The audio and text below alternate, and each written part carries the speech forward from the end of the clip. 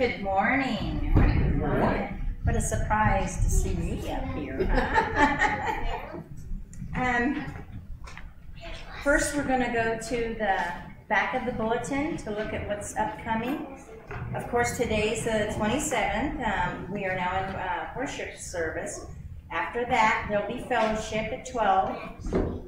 And it says, 1 great hour of sharing a Christian ministry in the national parks. That was an insert on the table at the door. Right. So that's a special offering we're taking today, yes? Yes. Yes. Tuesday the 29th at 5:30, Holy Yoga. Wednesday, June 30th at 6 p.m., that's Bible study. July 19th through the 23rd is VBS. Contact Michelle for more information. Volunteers are needed. July 27th at 2 p.m., bridal shower. Oh, that was a typo. That is actually the 17th. So on the 17th of July will be Christina's bridal shower here at the church. So, and if you cannot attend services in person and would like to tithe to the Wharton Community Church, offerings may be mailed into the church financial secretary, which is Pat Kistler, and the address is there. Let's not forget to sign up for special music, instrumentals, solos, duets. If you would like to add your email to electronic bulletin or email list, send an email request to the address listed there. Sign up for lay leader and fellowship. We'll go to the front of the middle of the announcement, and we will read the call to worship, and it's a Psalm 67. God, show mercy to me and bless me. Please accept us.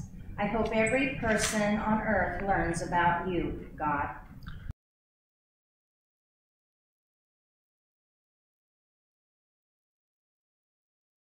Let the nations be glad and sing for joy. Why?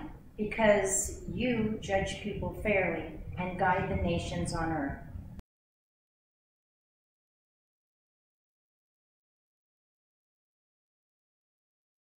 And now if you'll turn into your hymnal to number 177, we'll sing a song, At the Cross.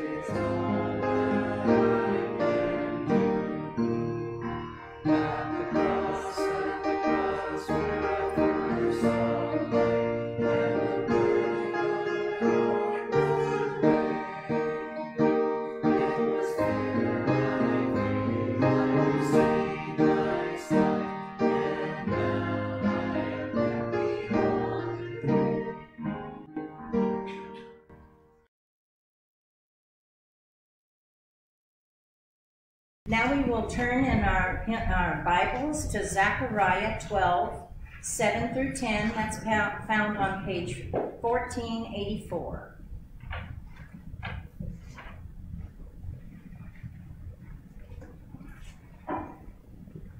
The Lord will save the dwellings of Judah first, so that the honor of the house of David and of Jerusalem's inhabitants may not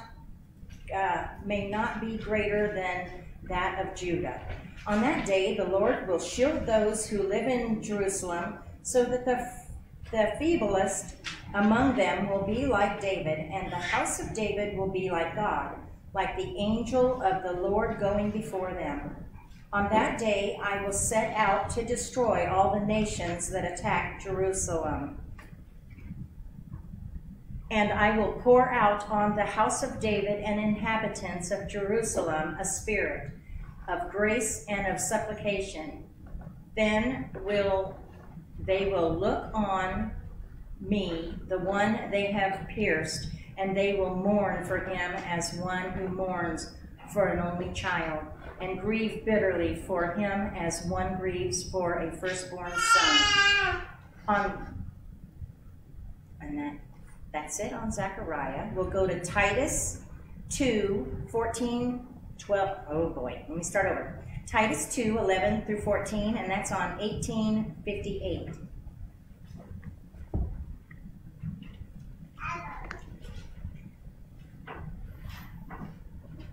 For the grace of God that brings salvation has appeared to all men.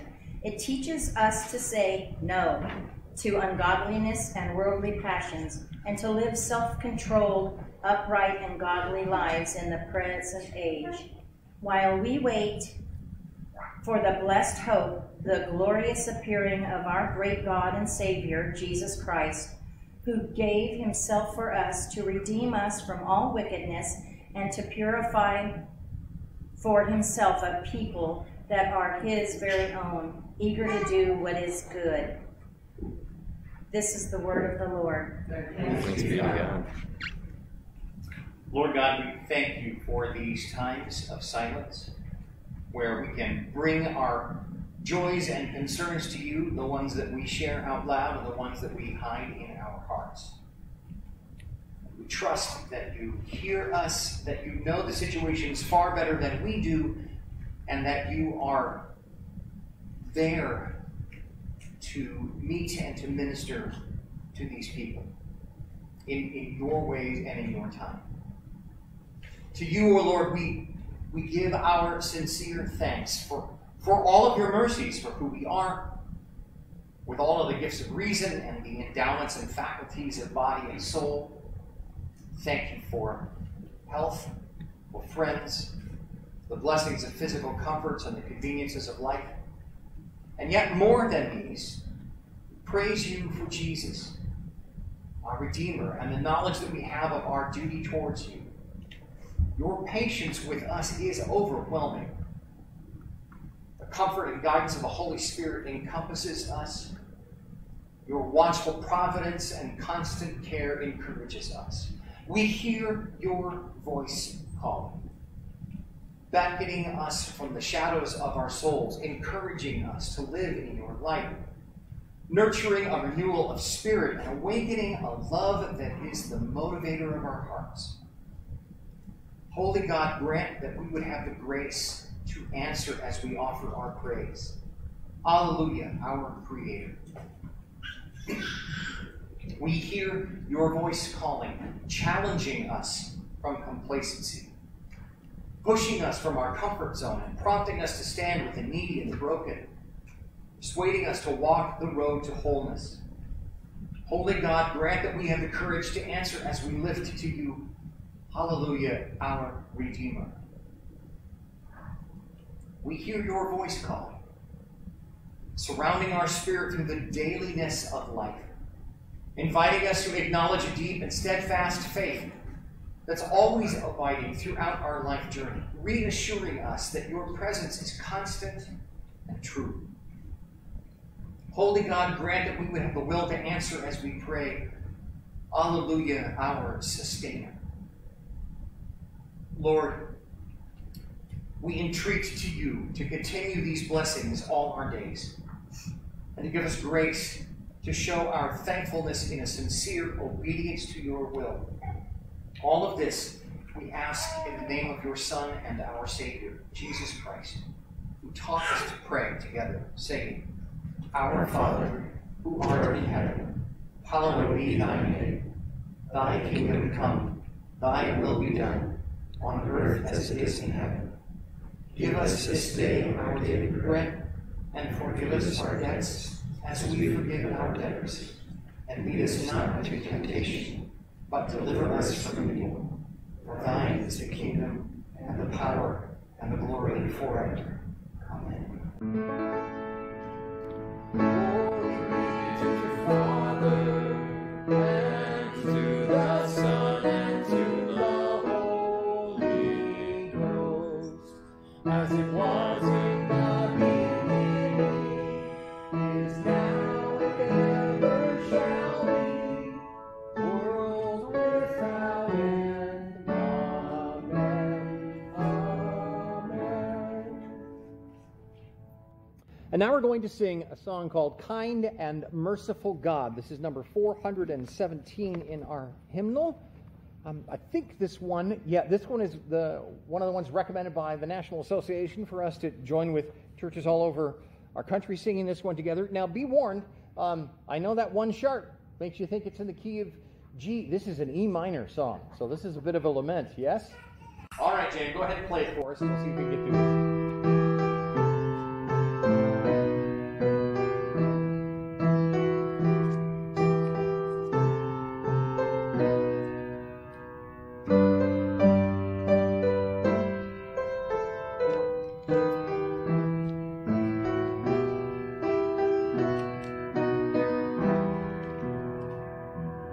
Kind and merciful God, we have sinned in your sight. We have all wandered far from your way. We have followed desire, we have failed to aspire to the virtue we ought to display. Kind and merciful God, we've neglected your word and the truth that would guide us aright. We have lived in the shade of the dark we have made when you willed us to walk in the light. Kind and merciful God, we have broken your laws and in conduct have veered from the norm. We have dreamed of the good that we could. We have frequently failed to perform. Kind and merciful God, in Christ's death on the cross, you provided a cleansing from sin. Speak the words that forgive, that henceforth we may live by the might of your Spirit within. Before we sing this last verse, these first 4 verses have basically been confession of sin, which I didn't actually hit in the pastoral prayer, so this is kind of intentional. James, I forgot to mention, when you get to that last chord, would you play it in major? Okay, thank you. Verse 5. Merciful God, bid us lift up our heads and command us to rise from our knees. May our hearts now be changed and no longer estranged through the power of your pardon and peace.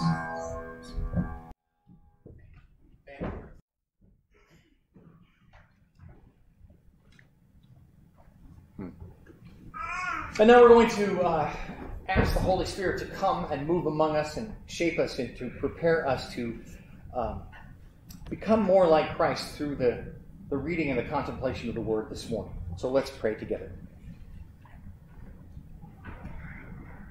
Holy Spirit, breath of life, hoverer over the waters, we ask that you would hover over us today and breathe into us new life once again. Out of all of the talks that I got to do at camp this week, I think the one that I enjoyed the most personally was a talk about being filled with the Holy Spirit. And I had a bowl and a cup and a large bottle of water, and I just kept pouring the cup more and more, the bottle more and more into the cup, and it would start to overflow. And I'd ask the kid, yes, is it full yet? Yeah. Well, if it's full, then how come I keep pouring more into it until it spilled over and started to fill the bowl? And I would just hold it there, and the water kept flowing. And I'm sure that object lesson helped these students understand that you want to keep flowing into us. We don't want to just ask you to come fill us once and then be done with it. Lord, we want to get into the center of your flow where you are constantly filling us so that we can pour out our lives like water. We can pour out our lives in sacrifice to help other people, and yet there's always more to give because you never run dry. So Spirit, continue to fill us. Continue to put the living water of life in us that we can share it with others. As we hear the word this morning, we pray, Lord, that you would give us open hearts and open minds, that we would come to more fully understand your kingdom to which you have called us to live. We ask that you would do this work in Jesus' name, and so may the words of my mouth and the meditations of our hearts be acceptable in your sight, O Lord, our strength and our Redeemer. Amen. There is a wonderful repair method that was developed in Japan. It's called kintsugi. If you have a bowl, especially if it's a precious bowl that is valuable to you, if it gets broken, it's not unheard of in Japanese culture to do what you can to repair that bowl. And they've been doing this for hundreds and hundreds and hundreds of years. What they do is they take glue and lacquer and molten gold, and they put the broken piece of pottery back together. Not as if it had never been broken. In fact, the gold shows up and shows off the fact that it was broken and is now repaired.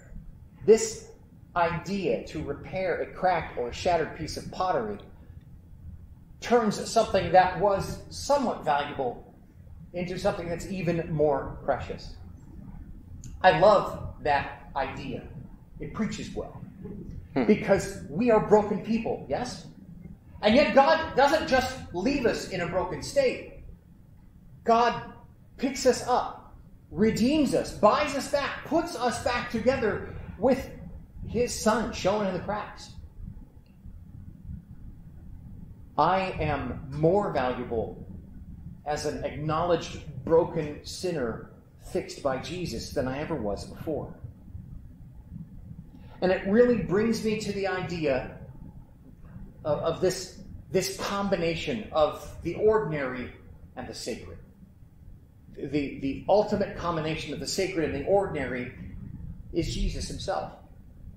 And so, instead of doing a theological talk that talks about, well, Jesus is 100% God and 100% man, and how does that work, and taking you through the Athanasian Creed, and there's a lot of theology in here that personally I would have a lot of fun unpacking, but that doesn't preach well.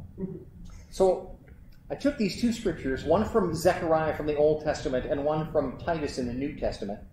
I'm going to ask you to turn to the Old Testament passage first. Let's look at Zechariah chapter 12. Now, Zechariah is pretty close to the New Testament, Matthew, and you go back one to Malachi, and you go back one more, and that's Zechariah. And since we're in Zechariah chapter 12, you only have to go maybe 3 or 4 pages back from Matthew to find Zechariah. Zechariah is a post-exile prophet. That means that the people of Israel and the people of Judah have been hauled away into captivity for a good 70-some years. And they finally are able to come back to their promised land. And this is what Zechariah writes to them. Now, we're going to pick this up in chapter 12.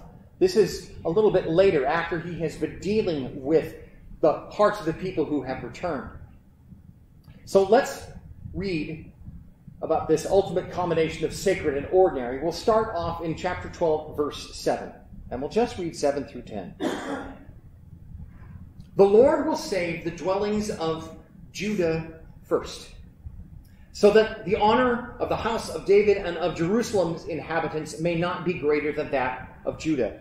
On that day the Lord will shield those who live in Jerusalem, so that the feeblest among them will be like David, and the house of David will be like God, like the angel of the Lord going before them. On that day I will set out to destroy all the nations that attack Jerusalem. Verse 10. And I will pour out on the house of David and the inhabitants of Jerusalem a spirit of grace and supplication.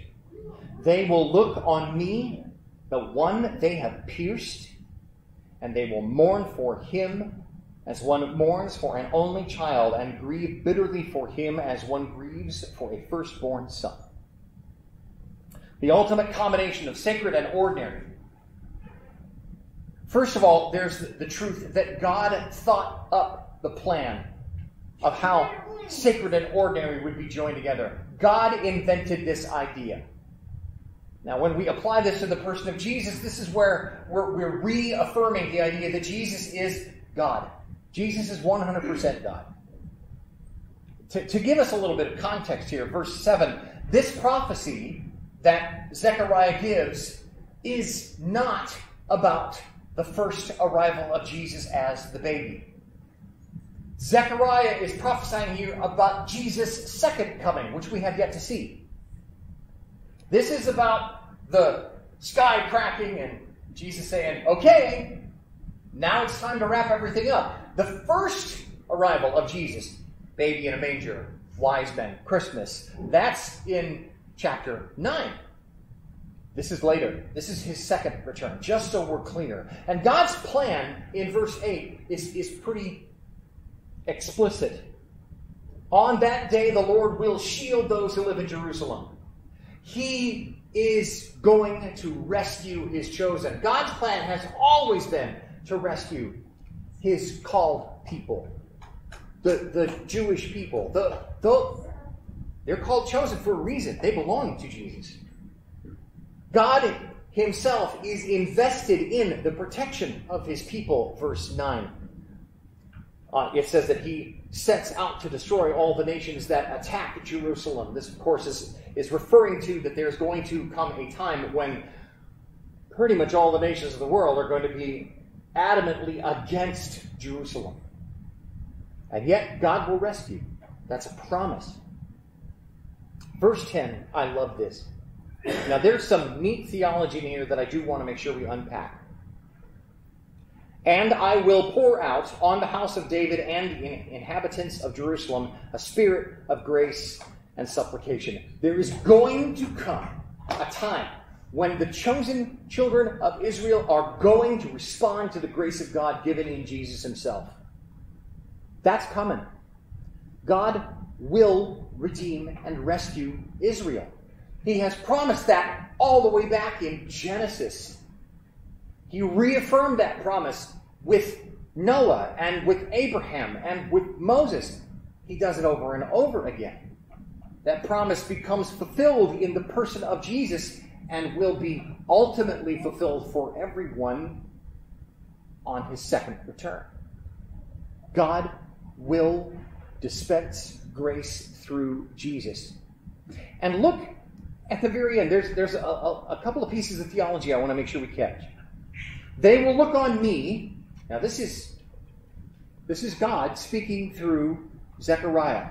So Zechariah is writing in a prophetic voice, as if God the Father is speaking.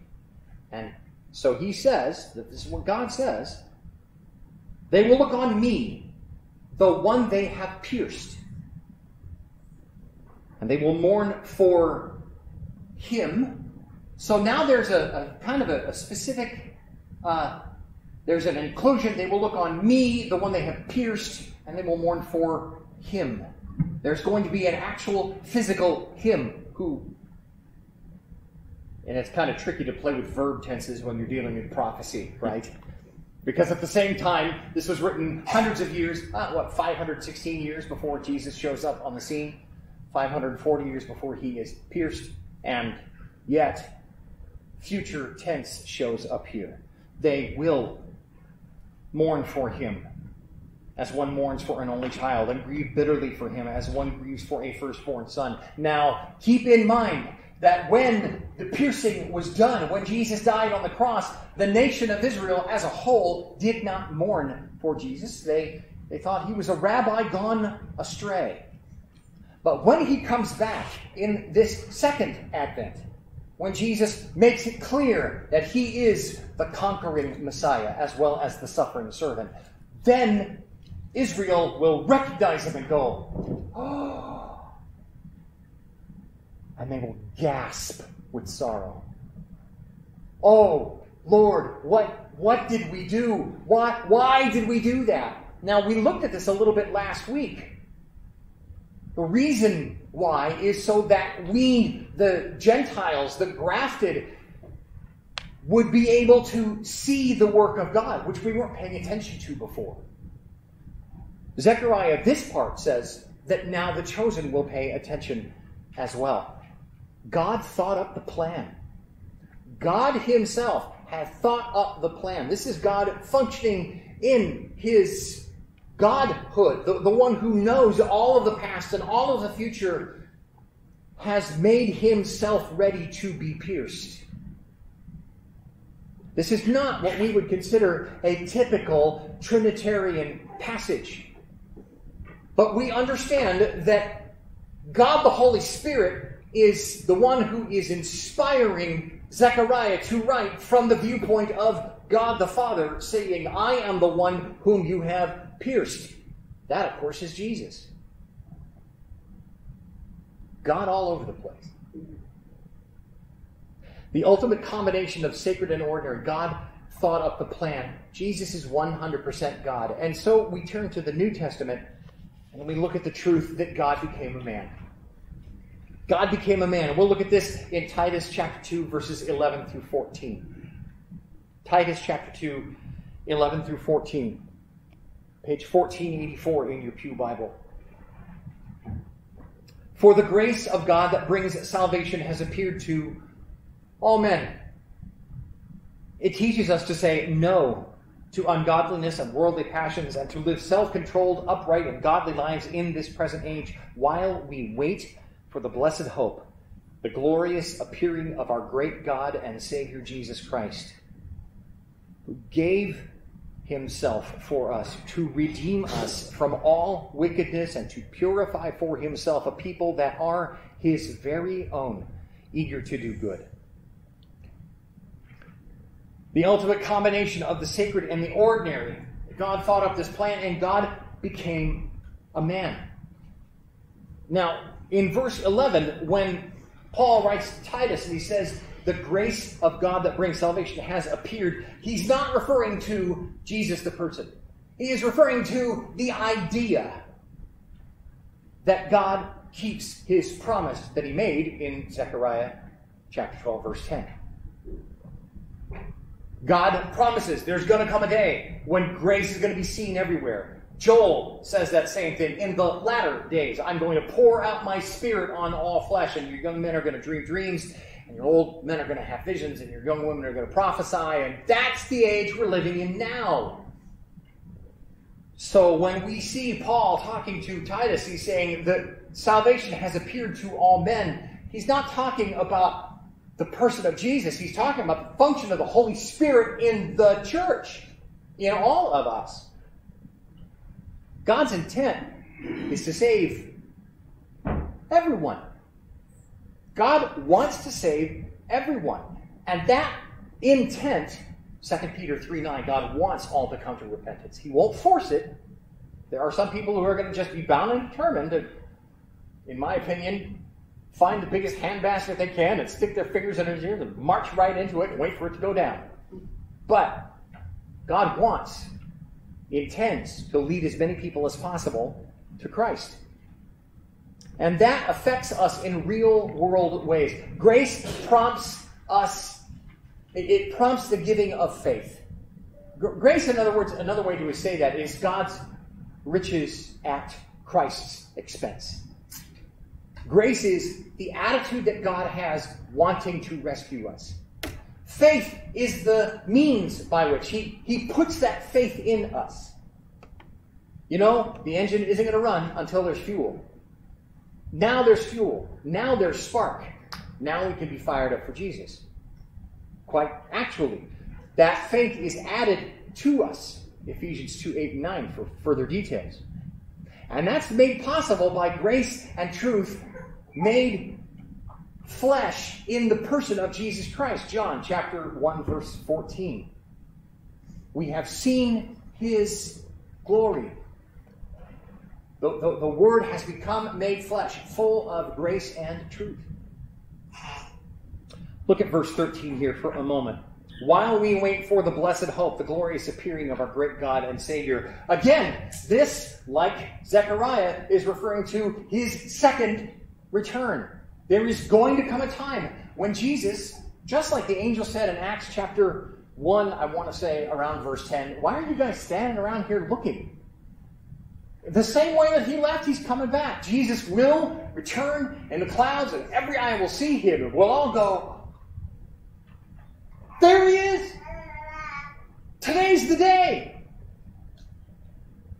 That glorious appearing. Jesus has already come once, and the chosen rejected Him then, and we, the grafted, accepted. The second time He comes, and every eye will see Him, the chosen will go, oh, it is you!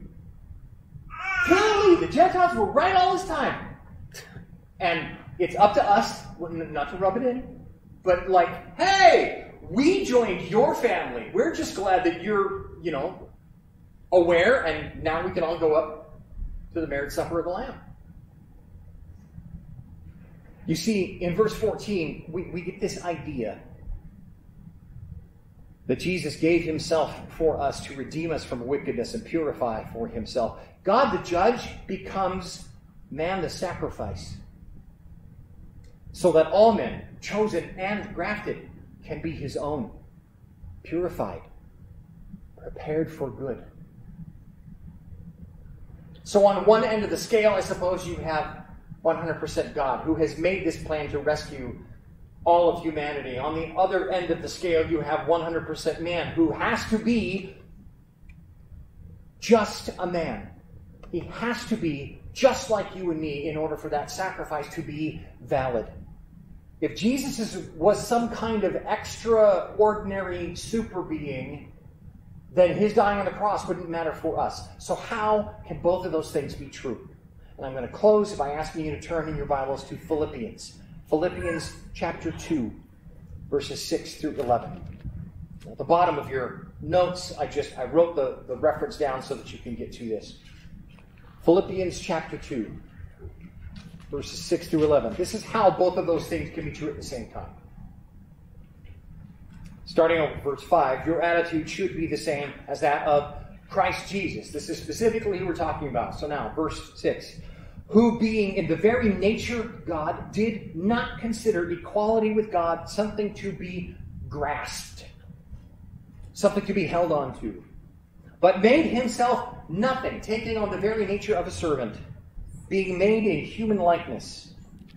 And being found in appearance as a man, He humbled Himself and became obedient to death, even death on a cross.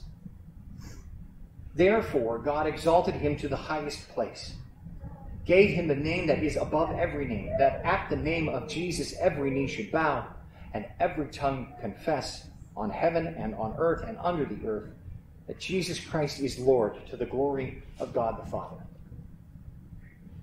Jesus, fully God, Father, Son, and Holy Spirit. The Son says, these people are never going to figure this out on their own. I'm going to become one of them to show them. Empties Himself of His godhood, becomes just like us. The word that's in the Greek here for the form who being in the very nature God and being found in appearance, there's a different there. The word form is originally morphe. It means like the substance of a thing.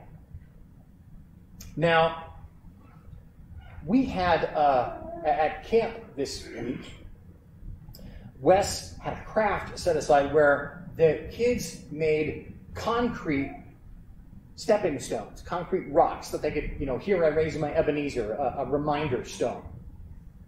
But that stone, that was made out of concrete, yes? And concrete is kind of a mixture of stone and sand.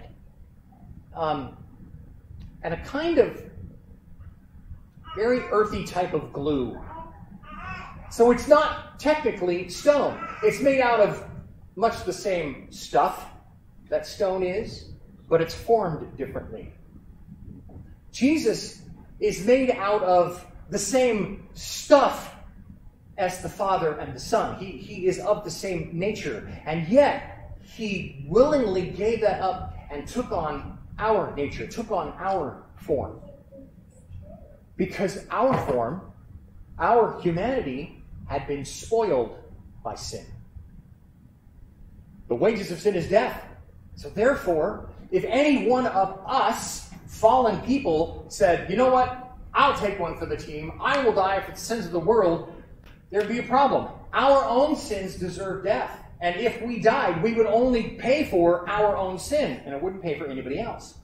Jesus, being sinless, when he voluntarily took all of our place, cancels the power of captive sin, as the hymn says. We are made pure again, not because of what we have done, but because of Christ's righteousness being applied to us. We are the receivers of Jesus being made like us, so that we can be made like him. Let's pray together. Lord God, this process whereby you are making us to be like Jesus isn't just a likeness of similarity. We're not just going to be shaped like a rabbi from 2,000 some years ago. But Father, we recognize that the image of your Son, this perfect and holy image, that's the lens through which you see us. That's Christ's righteousness applied to us. And the longer we live under that application, hopefully the more and more like Jesus we become. We conform to that likeness. Someday, you will draw us home.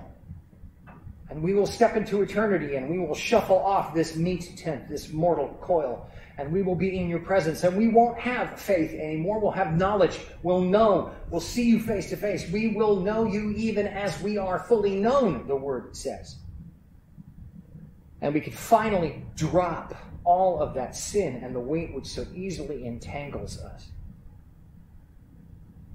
And we'll no longer have to fight to choose between good and evil. We'll just be able to choose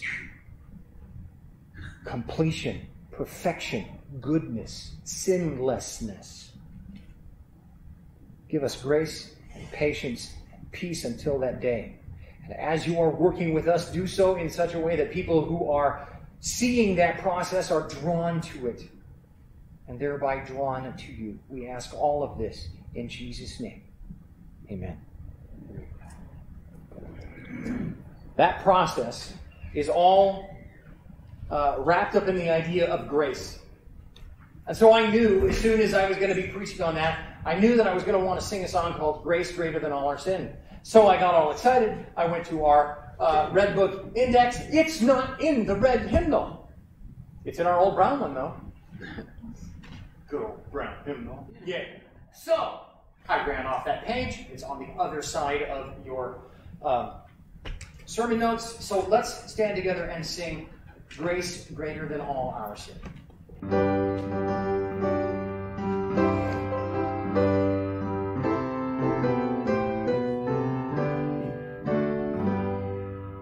Marvelous grace of our loving Lord, grace that exceeds our sin and our guilt, yonder on Calvary's mount outward, there where the blood of the Lamb was spilled.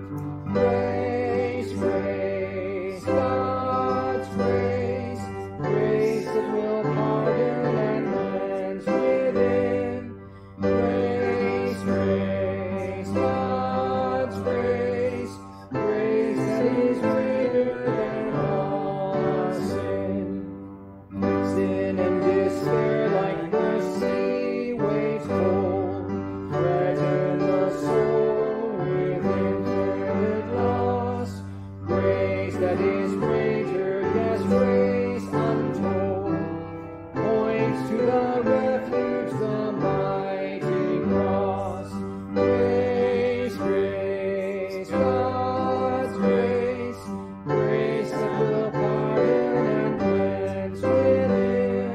Grace, grace, God's grace, grace that is greater than all our sin. Dark is the stain that we cannot hide. What can avail to wash it away? Look, there is flowing a crimson tide, whiter than snow you made me today.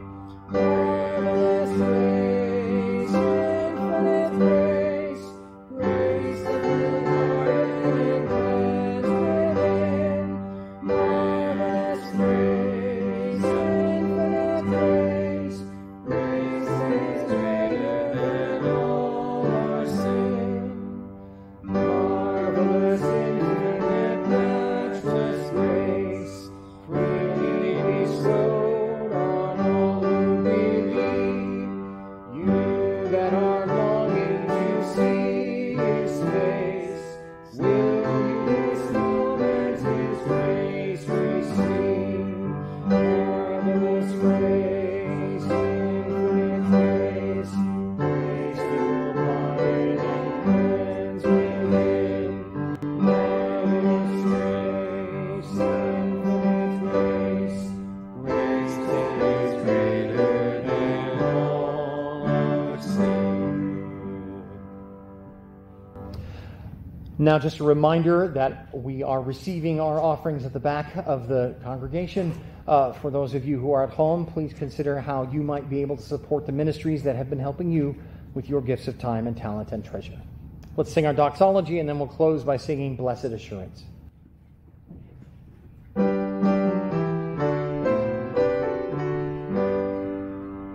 Praise God from whom all blessings flow.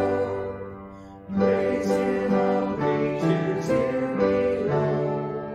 Praise Him above the heavenly hosts. Praise Father, Son, and Holy Ghost.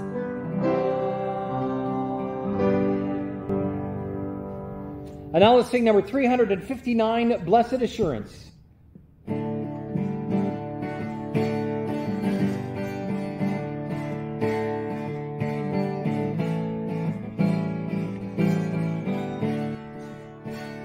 Blessed assurance, Jesus is mine. Oh, what a foretaste of glory divine. Heir of salvation, purchase of God.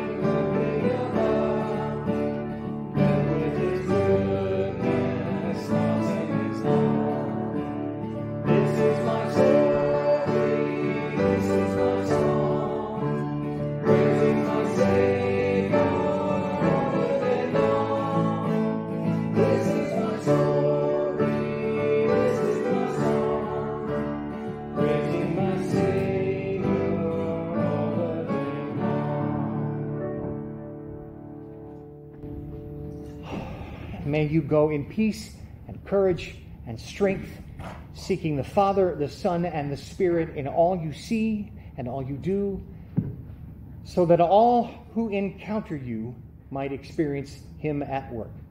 We ask all of this in Jesus' name. Amen. We're dismissed, everyone.